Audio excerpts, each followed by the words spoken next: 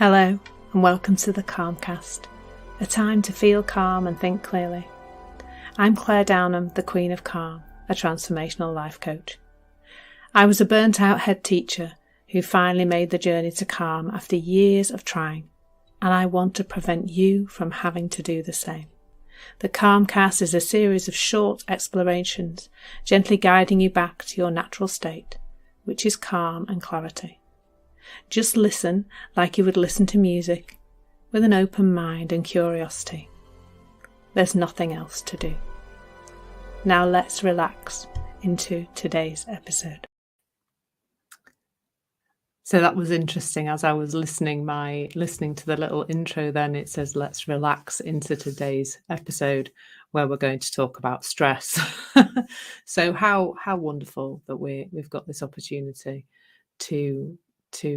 I've got this opportunity to share something about stress. And I had a long relationship with stress, which some of you will already know about. I think I ran my life at a level of stress, at a fairly high, maybe medium to high level of stress, pretty much probably from the moment I got married or the moment I started living with my ex-husband. And definitely that got ramped up when the children arrived. I took a maternity leave of six to 8 months, but then went back to work both times. And my children were born 22 months apart. So at one point I had 2 very small children. I was working full time. So I had a lot on in life. And then, as you probably know, when I split from my husband, that got ramped up another notch, and then included lots of partying, lots of finding myself again, and going out too much and doing too much online dating, and then taking a promotion, all within a year from the marriage breakup. And that resulted in me burning out in the end. And burnout really, in the physical sense, is an actual thing where your body ceases to be able to produce the levels of cortisol and adrenaline and things you need to function well.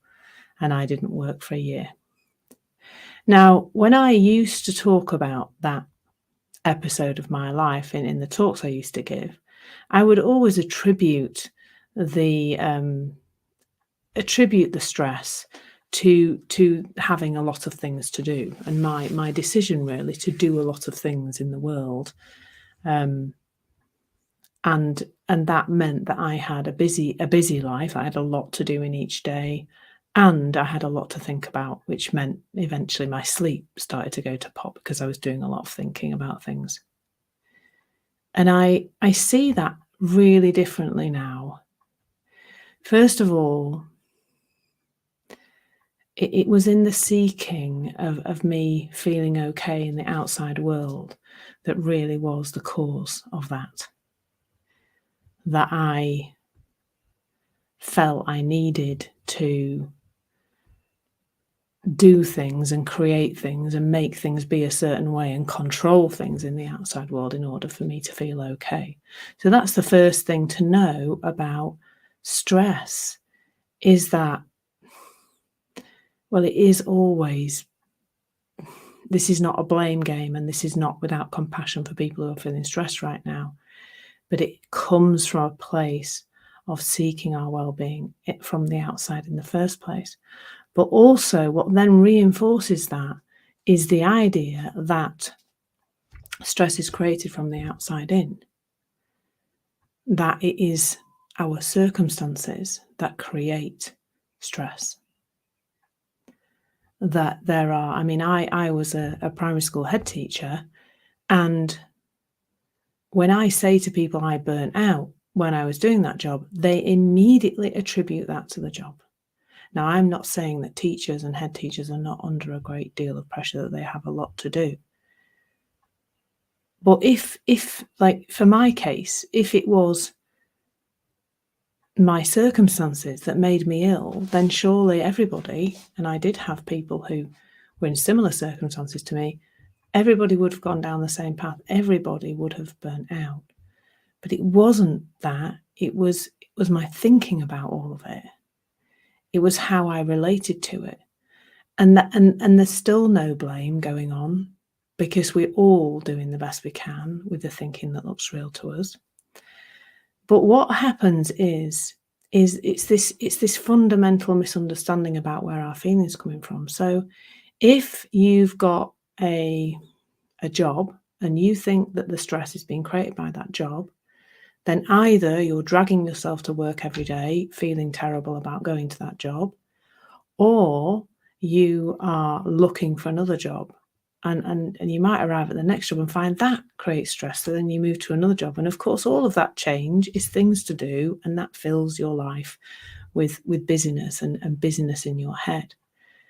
And really, a lot of stress is just the amount of thinking, the overthinking that we're doing about certain situations. And often that is about us rallying against what actually is in life.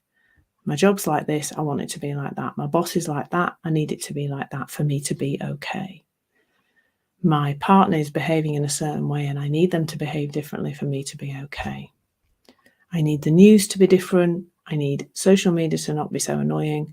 I need all these things to be okay for me to feel okay. And the thing is, the world's saying that stress works outside in. So then it says, okay, well, you've got all these things that are happening in life, they're going to happen. So what you need to do is you need to manage that. You need to manage the stress.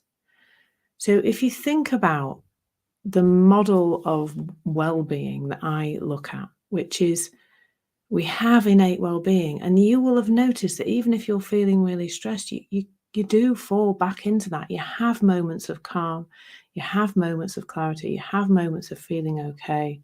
That's there all the time. You can fall back into it just like that, despite the circumstances staying exactly the same. So that's something to notice about yourself. How many times, even when you feel very, very stressed and it all seems to be going to pot, how many times you just do fall into a place of calm. So that's available all the time. And then we have the busy-mindedness that is creating that stressful feeling. That feeling can't come from the outside if you think about it, because that feeling is generated by adrenaline and cortisol inside your body.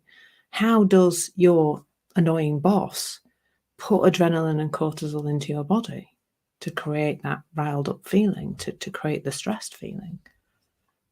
Do they have a syringe? They can't do that, can they? And if it was the annoying boss, every single person in the company would be experiencing that person in the same way. Everybody would experience that stressful job in exactly the same way, if that's the way it worked. But that this, there is this middle, let's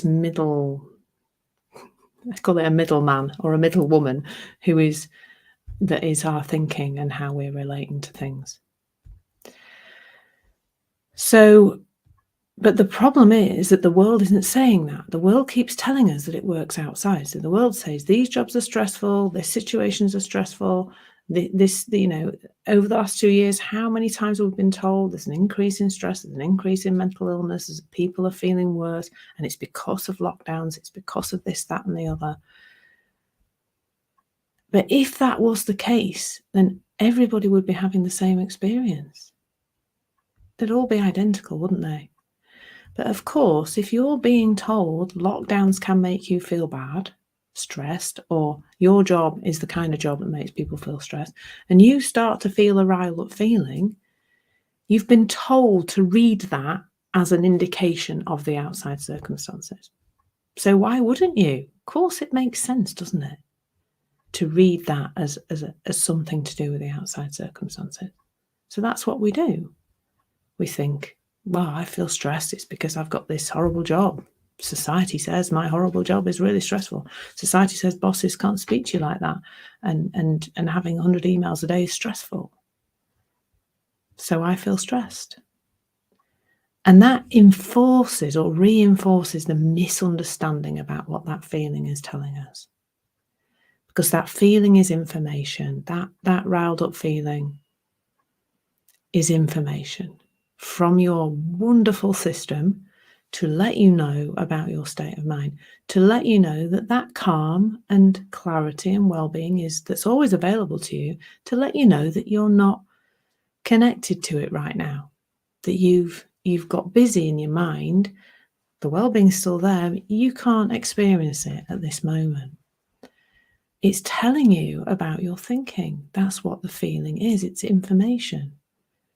Now, that's such a different premise from which to come from, isn't it? You think that feeling is telling you about the outside world, then there's just more to do to control the outside world or control your feelings through stress management techniques, which are exhausting.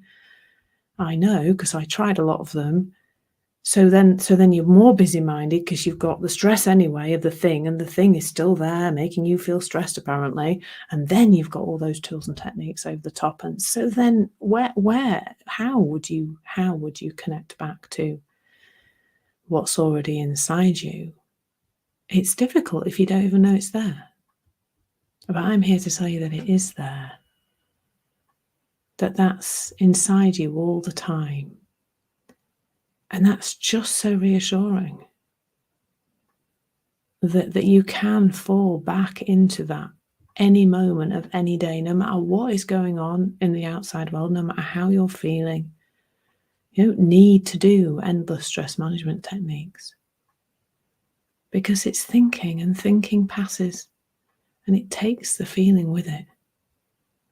Might leave a little remnant of hormones around your body, but it will take the feeling, most of it, the bulk of it, with it.